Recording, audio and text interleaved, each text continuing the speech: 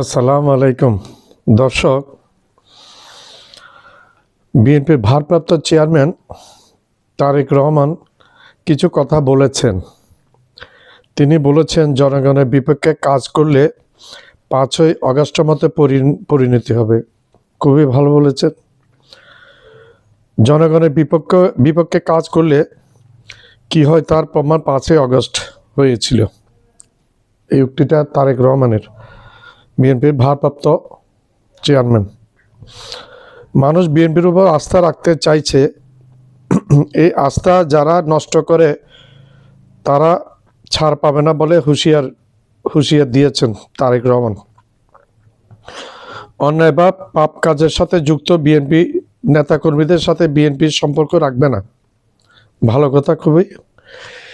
BNP জনপ্রিয় কিনা সেটা সিদ্ধান্ত নিবে জনগণ।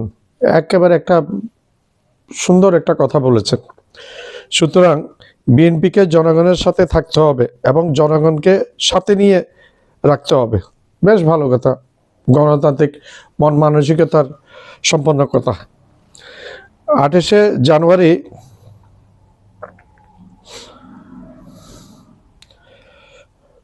বিএনপির কর্মশালায় দলের নেতাকর্মীদের উদ্দেশ্যে এইসব কথা বলেছিলেন বিএনপির ভারপ্রাপ্ত সভাপতি তারেক রহমান। সরকারকে ধৈর্য ধরার আহ্বান জানিয়েছেন। ভালো কথা। তারেক জিয়া বলেন, কারো পক্ষে একাকী সব সমস্যার সমাধান করা সম্ভব না। একদম সঠিক কথা। তাই বিএনপি দেশের রাজনৈতিক ও অর্থনৈতিক স্থিতিশীলতা চাই। এটা দেশের জন্য মঙ্গলজনক। আশা করি সব রাজনৈতিক দলগুলোর শুভবুদ্ধির উদয় হবে। বিএনপি এখন যেভাবে কথা বলছে তারেক রহমান, সেরকম কথা যেন বাকিরাও বলে।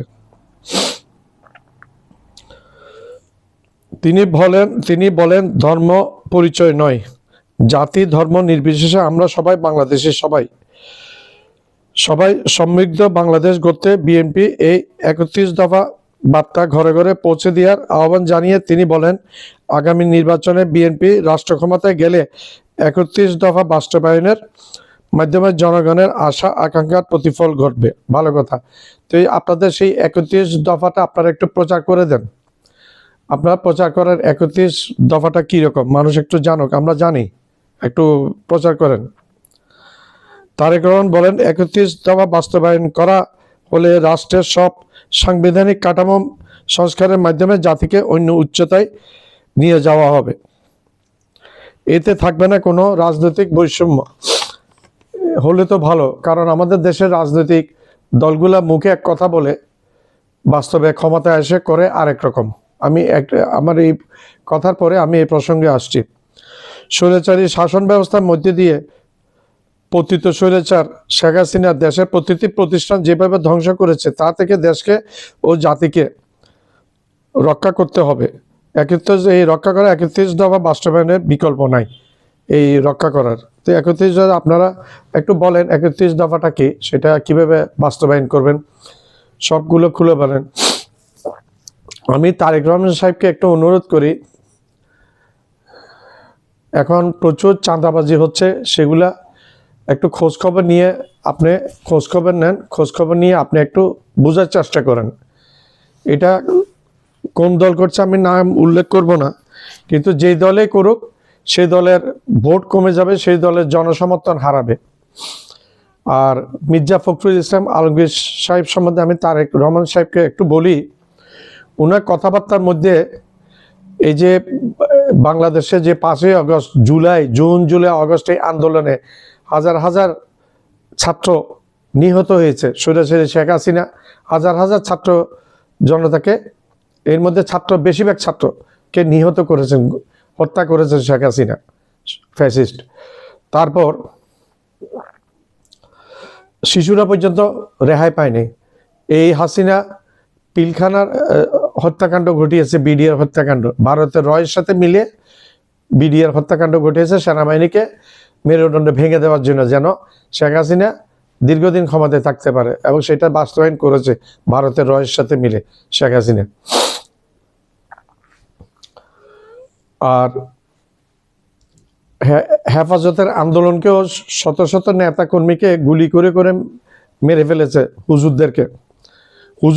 হুজুররা একটু বয়ানে সত্য কথা কিছু বললে হুজুরদেরকে এই 15টা বছর জেল জুলুম গুম নির্যাতন করে হাত করা পরিয়ে আলেম ওলামাদেরকে বেইজ্জতি করেছে এই শেখ হাসিনা। আর এগুলো সবগুলো ভারতের রয়ের প্রেসক্রিপশন বাস্তবায়ন করতো শেখ হাসিনা, রয়ের প্রেসক্রিপশন মতো চলতো শেখ হাসিনা। তারপর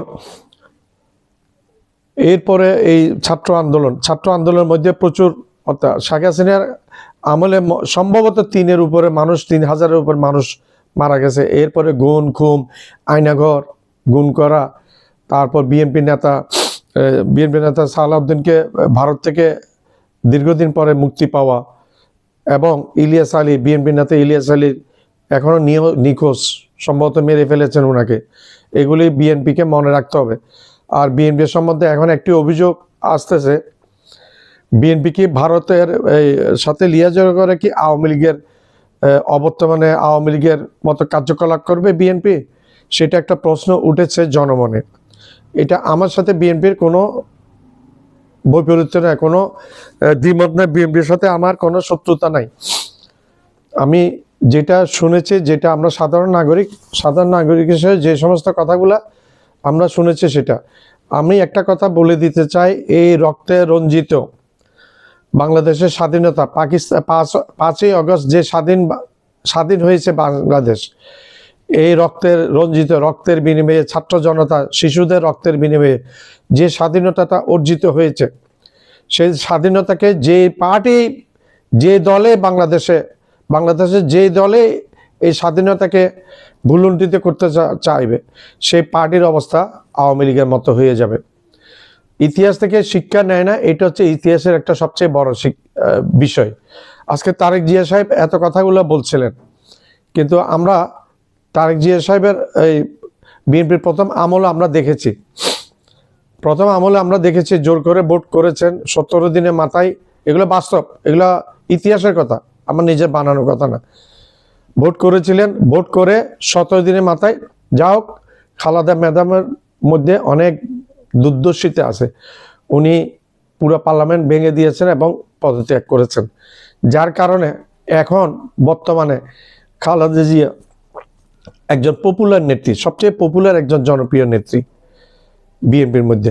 বিএনপি সারা দেশেই খালেদা জিয়ার পপুলারিটি সবচেয়ে বেশি, কারণ খালেদা জিয়া এই 15টা বছর যেভাবে নির্যাতিত হয়েছে, জেল জুলুম, এবং ওনার কিডনি ড্যামেজ, ওনার মাল্টি অর্গান নষ্ট করে দিয়েছে এই ফ্যাসিস্ট শেখ হাসিনা।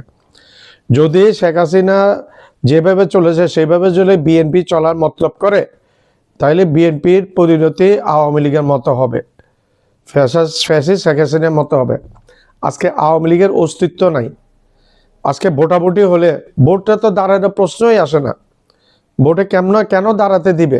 কারণ একটা মানুষ যদি খুন হয়, সেই খুনের বিচার হতে হয়, যেখানে হাজার হাজার নেতাকর্মী, ইভেন ছেলেদেরকে রেহাই দেন, হেলিকপ্টার থেকে পর্যন্ত গুলি বর্ষণ করেছে, সাউন্ড বোমা ছেড়েছে হেলিকপ্টার থেকে, গুলি করেছে ছেলেদেরকে এই আওয়ামী লীগ। ভারতের ধুতি পরা লোক আমরা ভিডিওতে দেখেছি, হেলিকপ্টার উঠছে, ছাদ থেকে ধুতি পরা লোক হেলিকপ্টারে উঠছে। বাংলাদেশের ভিতরে বাংলাদেশের পুলিশের পোশাক গায়ে কথা বলছে হিন্দিতে। এগুলো আমরা সব বুঝি, এর বাংলার মানুষ সব বুঝে, ভুলে যায় না বাংলার মানুষ। তো সব রাজনৈতিক দলগুলা বড় বড় কথা বলে ক্ষমতায় আসার আগে, ক্ষমতা যাওয়ার পরে সব একই রকম 19-20, সব মুদ্রার এপিট আর ওপিট। আমরা এরশাদ শাসন আমল দেখেছি, আমরা এর পূর্বে বিএনপির শাসন আমল দেখেছি, তারপর শেষে ফ্যাসিস্ট শেখ হাসিনার শাসন আমল দেখেছি। সবগুলা শাসন আমলের দুর্নীতি, করাপশন এবং ক্ষমতা, ব্যক্তিকেন্দ্রিক ক্ষমতা কুক্ষিগত করার যে অভিপ্রায়, সে অভিপ্রায় ভুলে যেতে হবে। যে পার্টি আসবে ক্ষমতায়, আজকে শুনেছি ছাত্রদের একটা দল গঠিত হচ্ছে, ভালো একটা কাউন্টার পার্ট। মনে রাখতে হবে, যদি বিএনপি ক্ষমতায় আসে, বিএনপিকে মনে রাখতে হবে যে এই ছাত্র জনতা একবার জেগেছে, বারবার জাগবে। একবার আওয়ামী লীগকে ফেলে দিয়েছে আস্থা করে, বারবার ফেলে দিবে ভবিষ্যতে যারা স্বৈরাচার হবে তাদেরকে। কত মানুষ মারবে, প্রত্যেকটা দল আমাদের দেশে ক্ষমতা এসে একনায়ক হয়ে যায়, একনায়কতন্ত্র চালু করে প্রত্যেকটা পার্টি। আমরা এরশাদকেও দেখেছি, আমরা বিএনপির আমলে দেখেছি, আমরা ফেসে শেখ হাসিনার আমলে দেখেছি। ধন্যবাদ।